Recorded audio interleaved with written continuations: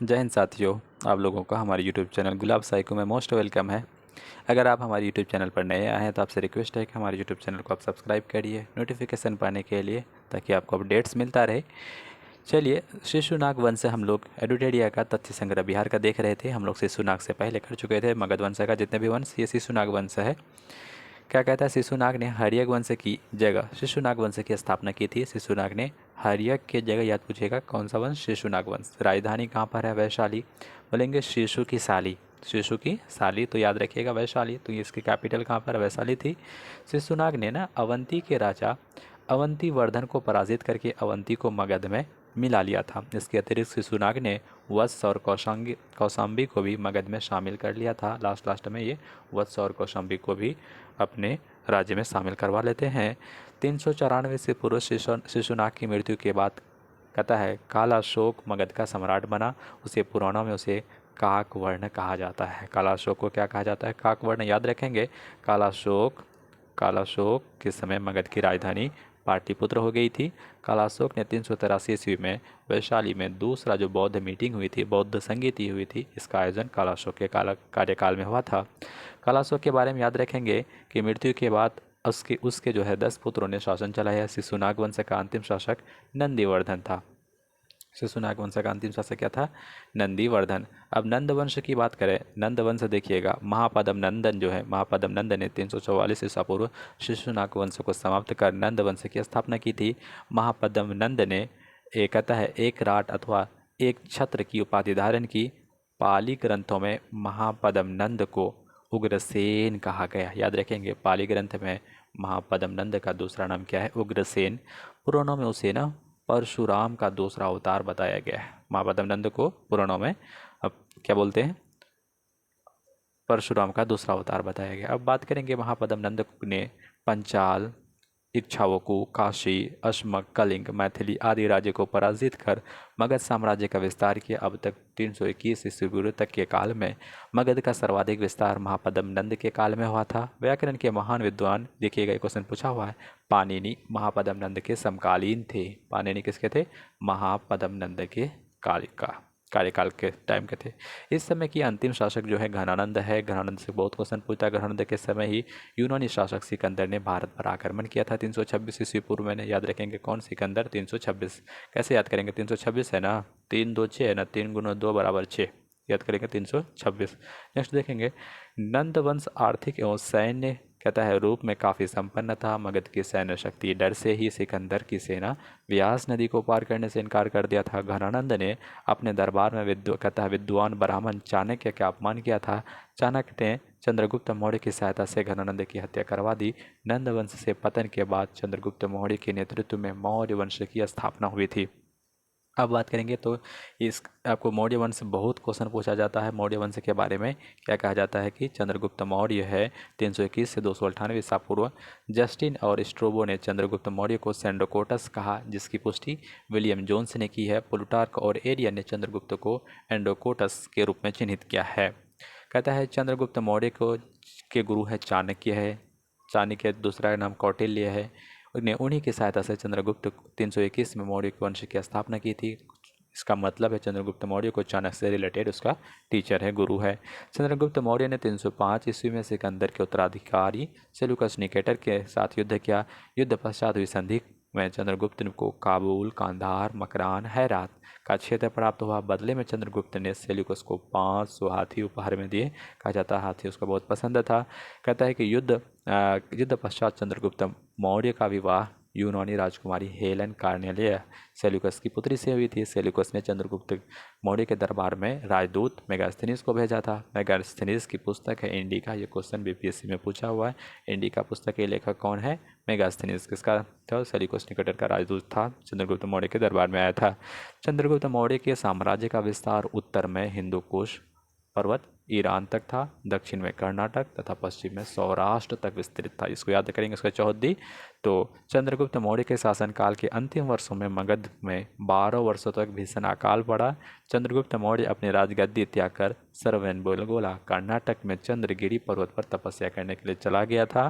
चंद्रगुप्त मौर्य जैन धर्म को मानता था। 298 ईस्वी पूर्व जैन उपवास पद्धति संलेखन पद्धति द्वारा अपना प्राण त्याग दिया था सरवनबेलगोला में ही।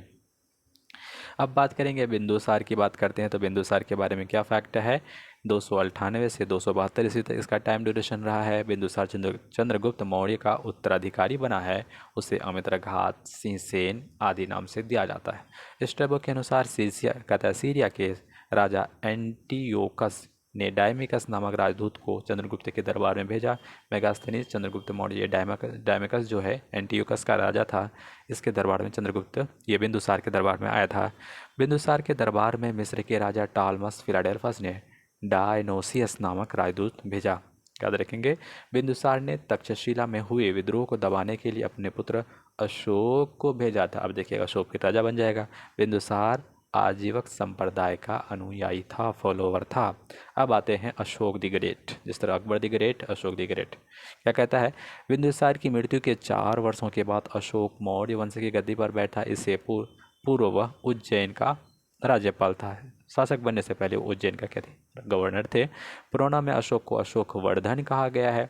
मास्की और गुर्जर ऐसे अभिलेख हैं जिसे अशोक का नाम देखने को मिलता है। सिंहल की बात करें और अनुस्मृतियों बौद्ध ग्रंथ के अनुसार अशोक ने अपने 99 भाई की हत्या कर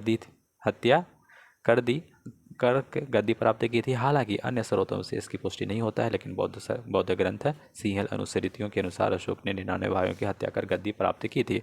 अशोक ने अपने शासन में 90वें वर्ष में कलिंग युद्ध 261 ईस्वी, ये क्वेश्चन बीपीएससी पूछा है कब हुआ, 261 ईस्वी पूर्व में, तथा कलिंग को मगध में मिला लेता है। कलिंग उड़ीसा का एक भाग होता है। अशोक के 13 शिलालेख हैं। बहुत क्वेश्चन पूछा जाता है कि कलिंग युद्ध का वर्णन है। कलिंग युद्ध में 13वें शिलालेख में, अशोक का 13वें शिलालेख में कलिंग युद्ध का डिस्कशन है। कलिंग युद्ध के बाद अशोक ने बौद्ध धर्म को अपना लेते हैं। उससे पूर्व वह शैव वंश को मानते थे। इससे पहले वह शैव वंश को मानते थे। कहता है दिव्य वदान के अनुसार उपगुप्त ने अशोक को बौद्ध धर्म की दीक्षा दी। अशोक के शासन के महत्वपूर्ण वर्ष हैं। 90वें वर्ष कलिंग युद्ध होता है। 10वें वर्ष बोध गया की वो यात्रा करते हैं, वही बोध गया जहाँ पे महात्मा बुद्ध को ज्ञान की प्राप्ति होती है। 12वें वर्ष निगाली सागर की यात्रा करते हैं। 13वें वर्ष धम्म के शिलालेख का अंकन करते हैं। 14वें वर्ष धम्म महामात्रों की नियुक्ति करते हैं। 20वें वर्ष लुम्बिनी की यात्रा करते हैं। अशोक ने कर घटा करके 1/8 कर देते हैं 20वें वर्ष। अशोक क्या कहा जाता है, बौद्ध धर्म के प्रचार के लिए अपने पुत्र महेंद्र और पुत्री संघमित्रा को श्रीलंका भेजते हैं। अशोक ने तीसरा बौद्ध संगीति का आयोजन पाटलिपुत्रा में करवाते हैं। क्वेश्चन पूछा गया है कहाँ पे। इस बुक को पढ़ने का आपको ये होगा और मेरे साथ वीडियो देखने से आपको हम बता देंगे जो क्वेश्चन बीपीएससी में आया है। अशोक ने 37 वर्षों तक शासन किया। उसकी मृत्यु 232 ईस्वी पूर्व हो गई थी। अशोक के बाद 10 उत्तराधिकारियों ने शासन किया। कौन कौन से हैं, कुणाल, बंधुपालित, इंद्रपालित, दशोन, दशरथ, संप्रीति, शालीशोक, देववर्धन, देववर्मन, क्या बोलते हैं, शतधनुष और विद्रथ। ये लास्ट पूछा जाता है मौर्य शासक का कौन सा अंतिम शासक था, विद्रथ। मौर्य वंश का अंतिम शासक विद्रथ था। ये क्वेश्चन बीपीएससी में पूछा गया है। स्थापना करने वाला और अंतिम शासक पूछा गया। मौर्य वंश का शासनकाल 137 वर्षों तक रहा। अब बौद्ध और जैन धर्म की बात करें तो मोस्ट सुइटेबल है, इससे बीपीएससी बहुत अच्छा क्वेश्चन पूछता है। पहला क्वेश्चन बन रहा है, बौद्ध धर्म के संस्थापक गौतम बुद्ध हैं। जन्म 563 ईस्वी में लुम्बिनी नेपाल में हुआ था और इन्हें शाक्य मुनि, लाइट ऑफ एशिया कहा जाता है। एशिया का ज्योति पुंज के नाम से भी पुकारा जाता है। बचपन का नाम सिद्धार्थ था। उनके पिता का नाम शुद्धोदन था। उनकी माता महामाया देवी थी और सौतेली मौसी का नाम प्रजापति गौतमी थी। उनकी पत्नी का नाम यशोधरा 16 वर्ष की आयु में विवाह हो गया। उनके पुत्र का नाम राहुल था। बुद्ध ने 4 दृश्य देखे, इसी से उनका मन विचलित हो गया। पहला है बूढ़ा व्यक्ति, बीमार व्यक्ति, एक शव और एक सन्यासी। उन्होंने 29 वर्ष की आयु में गिरह त्याग कर संन्यास को अपना लिया। 6 वर्षों की तपस्या के बाद 35 वर्ष की आयु में उन्हें ज्ञान की प्राप्ति होती है। उसके बाद उन्हें बुद्धगत और तथागत बुद्ध कहलाने लगे। सिद्धार्थ से बुद्ध बन गए। उन्हें ज्ञान की प्राप्ति वैशाख पूर्णिमा को पीपल वृक्ष के नीचे निरंजना अब फल्गु नदी के तट पर बोधगया में हुई। ये क्वेश्चन पूछा गया कि कहाँ पे ज्ञान प्राप्ति हुई, बोधगया में। कौन सी नदी, फल्गु नदी की। यही फल्गु नदी पे एक रबर डैम, बिहार का सबसे बड़ा रबर डैम बनाया गया फल्गु नदी पे, जिसका नाम रख दिया गया जी डैम। बुद्ध धर्म के न 4 आर्य सत्य हैं। दुख है संसार दुखमय, दुख कह रहा है संसार दुखमय है। दुख समुदाय, दुख का कारण तृष्णा है, इच्छा है, अभिलाषा, एम्बिशन है, डिजायर है, विश है। ये सारे अगर यही तृष्णा इच्छा अगर नहीं रहे तो हमारा इस संसार से दुख मिट जाएगा। हम एक बुक पढ़ते हैं, फिर थोड़ा सा अच्छी बुक पढ़ने का, और ये सब हमारा डिज़ायर। एक का हमारा काम होता है तो सोचा वो वाला भी काम हो जाए, वो वाला विश पूरा हो जाए, यहाँ पे घूमने चले जाएं, गोवा घूमने चले जाएं, तमिलनाडु चले जाएं, ऊटी चले जाएं। तो ये हमारे तृष्णा इच्छा है, तो हमारे बौद्ध धर्म का स्वीटेबल, बहुत अच्छा लगता है। अगर ये विश अगर खत्म हो जाए तो संसार में दुख समाप्त हो जाएगा। दुख निरोध, दुख निवारण है तो तृष्णा पर विजय आवश्यक है। निवारण के लिए अब अपना विष पर कंट्रोल करिए। क्या करिए, कंट्रोल करिए। कहता है दुख निरोधक मार्ग के उपाय बताए हैं। दुख निरोधक मार्ग है तो अष्टांगिक मार्ग अपनाइए। अष्टांगिक मार्ग को आवश्यक है। अष्टांगिक मतलब 8 मार्ग बताए हैं, वो अभी अगर रहेगा तो बता दिया जाएगा। हाँ जी, तो 8 मार्ग हैं, देख लीजिएगा बौद्ध का अष्टांगिक मार्ग। सम्यक दृष्टि, सम्यक संकल्प, सम्यक वाक, सम्यक कर्म, सम्यक कर्म, सम्यक आजीवन, सम्यक व्यायाम, सम्यक स्मृति, सम्यक समाधि। बुद्ध के 3 रत्न हैं, बुद्ध धम्म संघ। ये क्वेश्चन पूछा गया बीपीएससी में। बुद्ध ने किस मार्ग का प्रतिपादन किया, तो मध्यम मार्ग को ही अपना लिया है। ये क्वेश्चन बहुत है कि बुद्ध ने अपनी उपदेश किस भाषा में दिए हैं, पाली भाषा में दिया है। किस भाषा में दिया है, उपदेश। देखिएगा उपदेश में दूसरा वर्ड पौ है ना, तो याद रखेंगे पौ से पाली, पौ से पाली। अपना पहला उपदेश, ये क्वेश्चन पूछा गया बीपीएससी, कहाँ पे दिया पहला उपदेश, सारनाथ, जो अभी उत्तर प्रदेश का शहर है, उत्तर प्रदेश में है सारनाथ। बुद्ध ने सर्वाधिक उपदेश सबसे ज़्यादा कौशल की राजधानी श्रावस्ती में दिए। देखिएगा सबसे ज़्यादा पूछेगा, सबसे ज़्यादा तो ये श्रावस्ती में होगा, सबसे पहला सारनाथ में हो जाएगा। बुद्ध की मृत्यु 483 ईस्वी पूर्व कुशीनगर 80 वर्ष की आयु में होती है। बुद्ध के प्रथम गुरु हैं आलार कलाम वैशाली के थे, तथा दूसरा गुरु रुद्रुक रामपुत्र हैं, राजगिरी के थे। नेक्स्ट देखेंगे, राजगिरी मगध की पहली राजधानी थी। बीपीएससी क्वेश्चन पूछ चुका है। बौद्ध धर्म में 10 जो है शील या आचरण थे। पहला है सत्य, दूसरा अहिंसा, तीसरा यह हमारा महात्मा गांधी का एक बोलते हैं टूल है, आस्ते ब्रह्मचर्य। फिर क्या बोल सकते हैं, असमय भोजन का त्याग, असमय भोजन का त्याग, श्रृंगार प्रसाधन का त्याग, अपरिग्रह, नृत्य गायन का त्याग, कोमल शय्या का त्याग, मद सेवन नहीं करना। ये सारे क्या हैं, 10 शील हैं, आचरण थे। बुद्ध के जीवन के घटनाक्रम की बात करें तो आपको बता दें, जन्म, इसकी प्रतीक चिन्ह है, सिंबल है कमल, यौवन अवस्था में सांड, और महाभिनिष्क्रमण गिरह त्याग का काल है। इसमें जो जब गिरह त्याग कर रहे थे तो प्रतीक घोड़ा, संबोधन ज्ञान की प्राप्ति पीपल बोध वृक्ष, संबोधि को महापरिनिर्वाण, मृत्यु को पद चिन्ह स्तूप बनाए गए हैं। और धर्म चक्र परिवर्तन प्रथम उपदेश चक्र से हम लोग पहचानते हैं, सिंबल देते हैं। बौद्ध धर्म में 4 संगीति, 4 मीटिंग्स हुई है कि नहीं। कहता है चौथी बौद्ध संगीति के 2 भागों में बढ़ जाता है। पहला कहाँ पे, राजगिरी वैशाली, फिर बोल सकते हैं पाटलिपुत्र, कुंडलवन। नेक्स्ट देखेंगे, तीसरा पाटलिपुत्र में हुआ, चौथा कुंडलवन में होता है, पहला राजगिरी हुआ होता है। नेक्स्ट देखेंगे, कहता है कि जब चौथा बौद्ध मीटिंग होता है ना, जो अशोक के टाइम होता है, कुंडलवन जम्मू कश्मीर में होता है, तो ये 2 पार्ट में डिवाइड होता है। पहला पार्ट का नाम है, पहला भाग का नाम है हीनयान, इसको बोलते हैं परिवर्तन विरोधी, ये परिवर्तन नहीं चाहते। महायान परिवर्तन समर्थक, परिवर्तन होता है। 8वीं शताब्दी में बौद्ध धर्म में आडंबर वाले शाखा वज्रयान का विकसित होता है। ये कब होते हैं, 8वीं शताब्दी में। इससे पहले 2 भाग में डिवाइड हो गया था, कौन, हीनयान और महायान। अब बौद्ध धर्म के, हाँ जी आइए, तो कुछ रचनाएं हुई है मीटिंग में। तो जैसे सुत्त पिटक है, बौद्ध धर्म के उपदेश का, बुद्ध के उपदेश का संकलन है, कलेक्शन है। सबसे वृहद पिटक जिसका संकलन आनंद ने किया था। कह देगा सुत्त पिटक का जो है किन्होंने संकलन किया, आनंद ने किया। दूसरा है विनय पिटक, इसमें ना नियम है, रूल्स हैं, संघ के नियम है, संकलन कलेक्शन है। सबसे लघुत्तम पिटक है जिसका संकलन पाली ने किया। कौन किया, उसके शिष्य हैं। अभिधम्म पिटक है, इसमें दार्शनिक विचार है बुद्ध के, सब बुद्ध के, इसमें बुद्ध इसमें लेकिन संघ है। इसमें कलेक्शन है विचारों का। तो अभिधम्म पिटक में विचारों का संकलन, विनय पिटक में रूल्स है, विनय पिटक नियम है, सुत्त पिटक में उपदेश है। पहला उपदेश सारनाथ में सबसे ज़्यादा कमेंट बॉक्स में लिखे। इस पिटक का संकलन मोगलीपुत्र तिस्स ने किया था। अभिधम्म पिटक मोगलीपुत्र तिस्स, विनय पिटक उपाली, सुत्त पिटक आनंद। सुत्त पिटक ऐसा बोलेंगे, सुत्त पिटक को जब कलेक्शन हो रही थी इसको बहुत आनंद आ रहा था। और विनय पिटक नियम था पाली। नियम को हमने क्या अपनाना पड़ेगा, पाना पड़ेगा, है कि नहीं। और अभिधम्म पिटक ये ट्रिक बोल रहे हैं किसी का, ऐसा देखिए अभिधम्म पिटक को क्या बोलते हैं, मोगलीपुत्र तिस्स ने किया, मोगलीपुत्र तिस्स। अब देखिएगा हम लोग क्या करवाते हैं, बौद्ध मीटिंग करने जा रहे हैं। देखेंगे पहला जो है इसको आपको कैसे याद करना है। देखिएगा इसमें पहला, दूसरा, तीसरा, चौथा चारों मीटिंग है। आपको क्या करना है, पहला है 483, 383, 251 पहली सदी।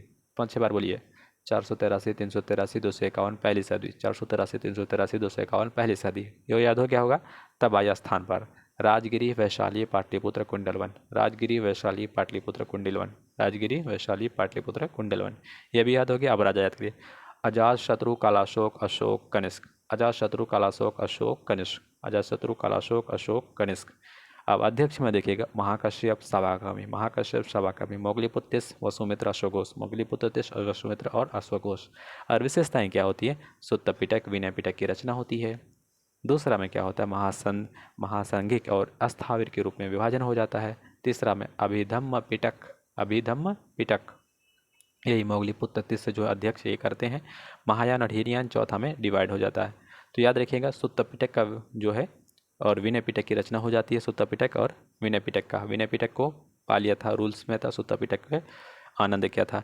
नेक्स्ट देखेंगे, ये सारी आपको याद करना है। इस फैक्ट बहुत बार रिपीटेशन हो रहा है कि पहला स्थान राजगिरी में, दूसरा वैशाली में, तीसरा तो बीपीएससी में डायरेक्ट क्वेश्चन पूछ देता है इससे। तो अब चलते हैं बौद्ध धर्म में जो है परम लक्ष्य है निर्वाण की प्राप्ति। बौद्ध धर्म का क्या परम लक्ष्य है, निर्वाण की प्राप्ति। बुद्ध के पुनर्जन्म की कथा जातक कथा में मिलती है। अब क्वेश्चन पूछेगा जातक कथा किससे रिलेटेड है, तो बौद्ध धर्म का रिलेटेड है। और क्या इसमें डिस्कशन है कि बुद्ध के पुनर्जन्म की इसमें कथाएं हैं। चैत्य क्या होता है, देखिएगा बौद्ध धर्म का पूजा घर को हम लोग चैत्य भूमि बोलते हैं। स्तूप क्या होता है, बुद्ध धर्म के पवित्र अवशेष संग्रह को आर्ट एंड कल्चर में बीपीएससी में पूछा जाता है। और बनाइए, इस तरह से बनता फिगर। नेक्स्ट देखेंगे बिहार क्या होता है, बौद्ध भिक्षुओं को निवास का स्थान, इसको क्या बोलते हैं, बिहार। बहुत ज़्यादा यहाँ पे बौद्ध रहते थे, इसलिए इसका बिहार के जगह बिहार का नाम राज्य पड़ गया है। अब देखते हैं थोड़ा सा, अरे देखते हैं अब जैन धर्म को। तो जैन धर्म का संस्थापक ऋषभदेव थे, ये क्वेश्चन पूछा गया है। वे जैन धर्म के प्रथम तीर्थंकर थे। उन्हें आदिनाथ ऋषभनाथ भी कहा जाता है। जैन धर्म में कुल 24 तीर्थंकर हुए हैं। 23वें तीर्थंकर जो हैं पार्श्वनाथ हैं। इनका जन्म काशी में हुआ था। उनके पिता अश्वसेन काशी के राजा थे। उन्हें ज्ञान की प्राप्ति सम्मेद पर्वत पर होती है। इन्हें 4 महाव्रत की शिक्षा दी, सत्य, अहिंसा, आस्ते, अपरिग्रह। याद रखें कितने हैं, 4। सत्य, अहिंसा, आस्ते और अपरिग्रह की शिक्षा दी जाती है। नेक्स्ट क्या कह रहा है कि महावीर स्वामी के बारे में देखेंगे। ये इससे बहुत क्वेश्चन पूछा गया है। जैन धर्म के 24वें तीर्थंकर थे। महावीर स्वामी को जैन धर्म का वास्तविक संस्थापक माना जाता है। और दूसरी बात क्या है, उनका जन्म 540 ईसा पूर्व, कुछ जगह पर 499 लिखा जाता है, कुंडग्राम में हुआ था। ये भी क्वेश्चन पूछा है। वैशाली के कुंडग्राम में महावीर का जन्म हुआ था। उनके पिता सिद्धार्थ क्या थे, यात्री कुलवंश के प्रधान थे। माता त्रिशला लिच्छवी गणराज्य की राजकुमारी थी। पत्नी का नाम यशोदा था। पुत्री का नाम प्रियदर्शनी या अनोजा था। उनके जो है जमात या दामाद, उनके जो है क्या बोलते हैं, दामाद का नाम जमाली था। उन्होंने 30 वर्ष की आयु में गृह त्याग किया। 12 वर्ष के कठोर तप के बाद 42 वर्ष की आयु में कैवल्य ज्ञान की प्राप्ति हुई। जरम्बिक ग्राम रिजुपालिका नदी के तट पर साल वृक्ष के नीचे, कौन सा वृक्ष, साल वृक्ष के नीचे हुई थी। जैन धर्म के 3 रत्न हैं जो है सम्यक दर्शन, सम्यक ज्ञान, सम्यक आचरण। जैन धर्म के 5 महाव्रत हैं, सत्य, झूठ नहीं बोलना, अहिंसा, हिंसा नहीं करना, आस्ते, चोरी नहीं करना, अपरिग्रह, धन का संग्रह नहीं करना, ब्रह्मचर्य, इंद्रियों को वश में करना। 5वां महाव्रत है ब्रह्मचर्य, महावीर स्वामी द्वारा प्रतिपादित किया गया था। अनेकांतवाद, साम्यवाद, सप्तभंगी ज्ञान सिद्धांत का संबंध जैन धर्म से है। महावीर स्वामी ने अपना पहला उपदेश राजगिरी में दिया था। महावीर स्वामी अपना पहला उपदेश कहाँ देते हैं? राजगिरी में देते हैं। जैन धर्म के तीर्थंकर और उनके प्रतीक देख लेते हैं। पहला तीर्थंकर ऋषभदेव है, इसका प्रतीक है बैल या वृषभ। दूसरा है अजितनाथ, जिसके चिन्ह है हाथी। 23वें हैं पार्श्वनाथ, इसके हैं सर्प। ये दरोगा में पूछा होगा, सारा क्वेश्चन पूछा हुआ है। 24वें तीर्थंकर महावीर, इसके हैं सिंह। महावीर स्वामी के अतिरिक्त 12वें तीर्थंकर वसुपूज्य का जन्म बिहार में हुआ था। ये महावीर जो थे, नेक्स्ट देखेंगे। हाँ, महावीर स्वामी 24वें है ना, इसका तो कुंडलगढ़ में हुआ है। इसके अतिरिक्त जो है 12वें तीर्थंकर, जिसका नाम था वासुपूज्य, इसका भी जन्म बिहार में ही हुआ था। महावीर से बहुत क्वेश्चन पूछते हैं। अब जैन की मीटिंग देखें, मेनली 2 मीटिंग होता है, प्रथम और दूसरा। पहला होता है 310, दूसरा होता है 512। पहला होता है पाटलिपुत्र, दूसरा होता है वल्लभी गुजरात, और शासक होता चिंद्रगुप्त मौर्य, इसका अननोन है। इसमें अध्यक्ष स्थूलभद्र हैं, देवी वर्धन क्षमा सरवन है। इसमें पहला बौद्ध समिति की क्या विशेषता है? दिगंबर और श्वेतांबर। जैन धर्म का विभाजन हो जाता है। जैन धर्म के 12 अंगों का संकलन भी किया जाता है। इसमें दूसरा मीटिंग में क्या विशेषता है? जैन धर्म ग्रंथों का अंतिम रूप से कलेक्शन किया जाता है, संकलन किया जाता है।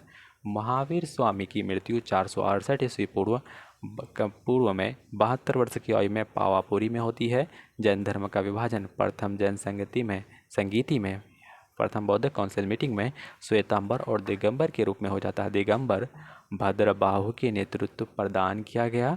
इसमें परिवर्तन को स्वीकार नहीं किया गया और पूर्ण नग्नता एवं कठोरता को अपनाया गया। श्वेतांबर स्थूलभद्र में के नेतृत्व में श्वेतांबर स्थूलभद्र की नेतृत्व प्रदान किया गया। इसमें श्वेत वस्त्र पहनने की परंपरा थी तथा यह दिगंबर की तुलना में कम कठोर था। इसमें परिवर्तन को स्वीकार किया गया। अब चलते हैं शुंग वंश के बारे में डिस्कस करते हैं। इससे बहुत क्वेश्चन पूछा गया है। मौर्य वंश का जो अंतिम शासक वीरद्रथ की हत्या पुष्यमित्र शुंग ने 150 ईस्वी में शुंग वंश की स्थापना कर दी थी। कौन? पुष्यमित्र शुंग। पुष्यमित्र शुंग जो है ब्राह्मण था, वो वीरद्रथ का सेनापति था। नेक्स्ट देखेंगे, पुष्यमित्र ने सेनापति की उपाधि ली थी। उसने यवनों के आक्रमण को विफल किया था।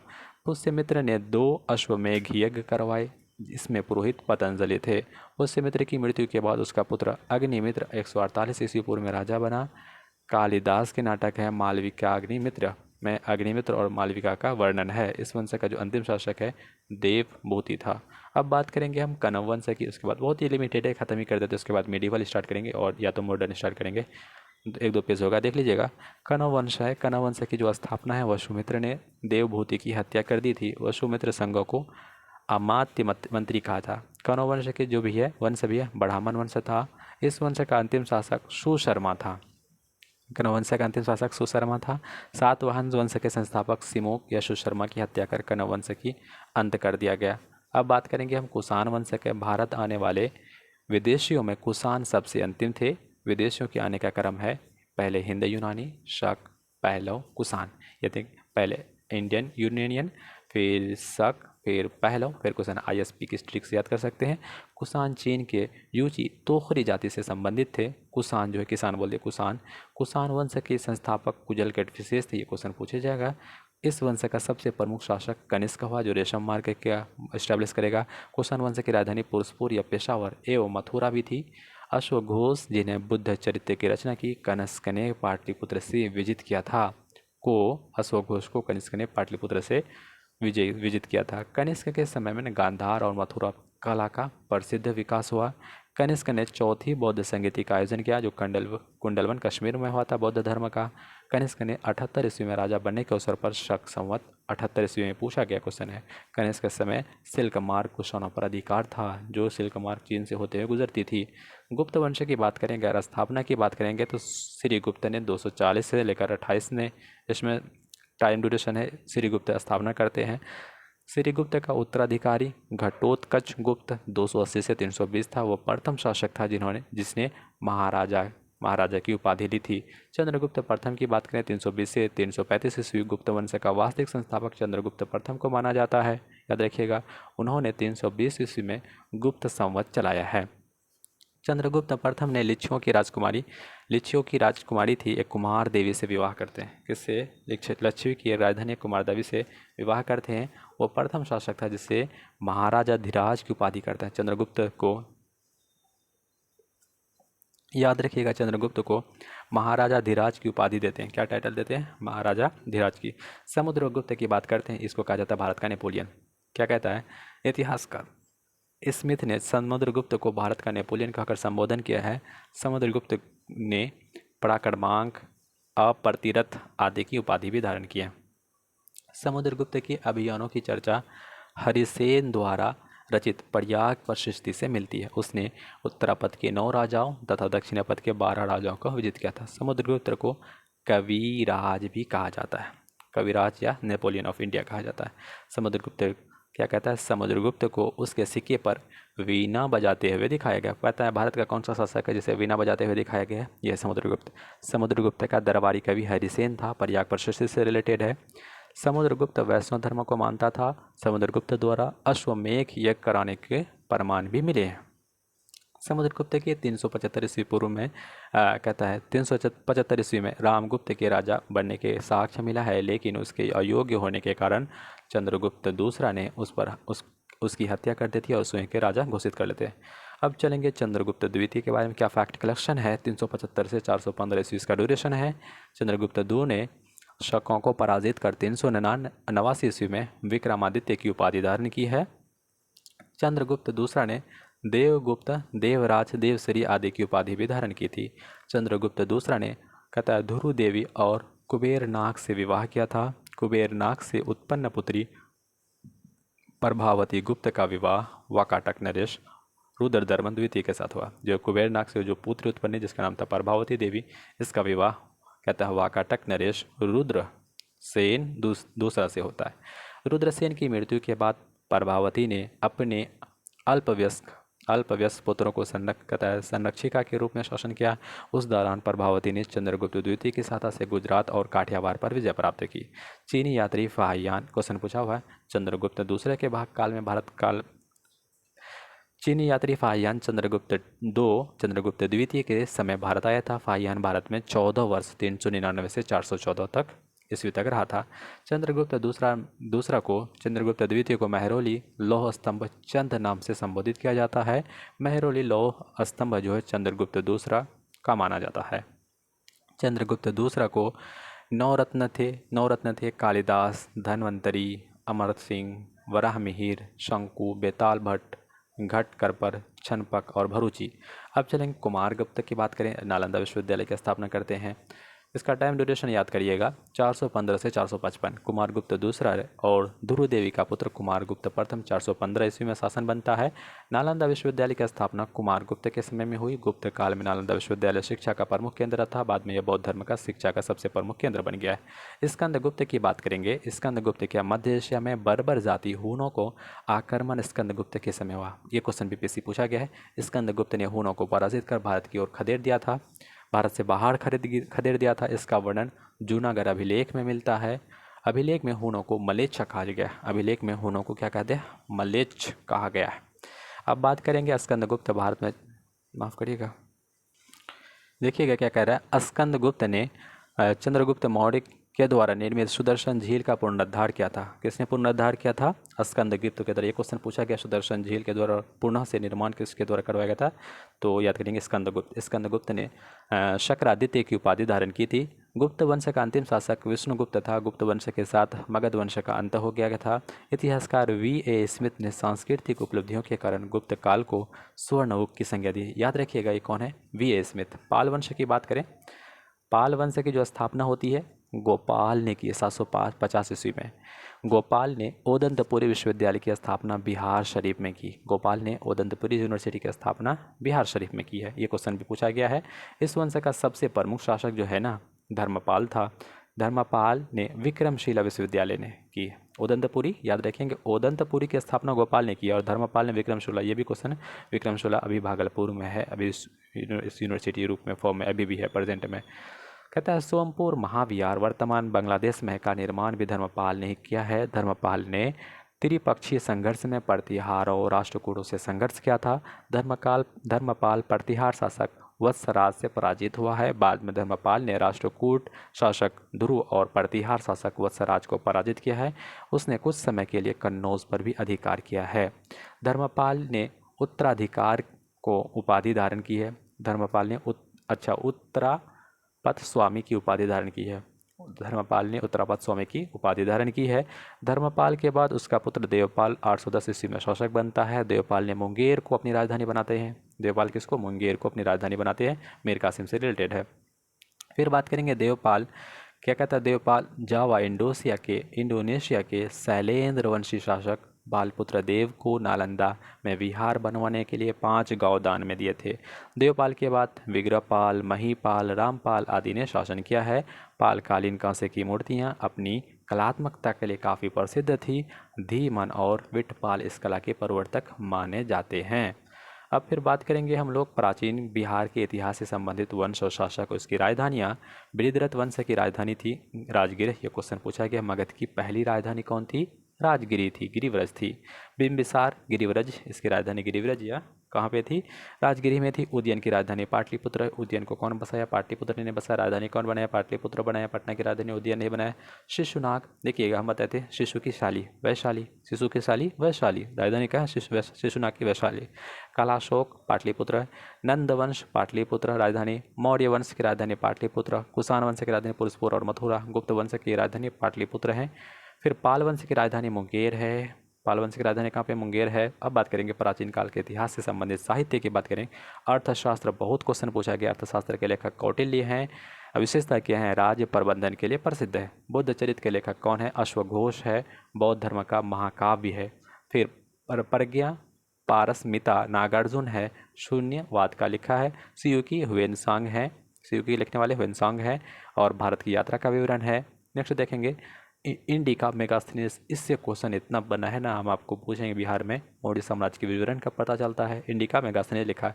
मिलिंद पन्हो की बात करें तो मिलिंद पन्हो लिखे नागसेन, बैक्टीरिया शासक मिनांडर और नागसेन के वार्तालाप का संग्रह है। ललित विस्तार अननोन है। बुद्ध की लीलाओं का वर्णन है। महावंश श्रीलंका के राजाओं का वर्णन है। जातक कथाएं बुद्ध के पुनर्जन्म की कथाएं हैं।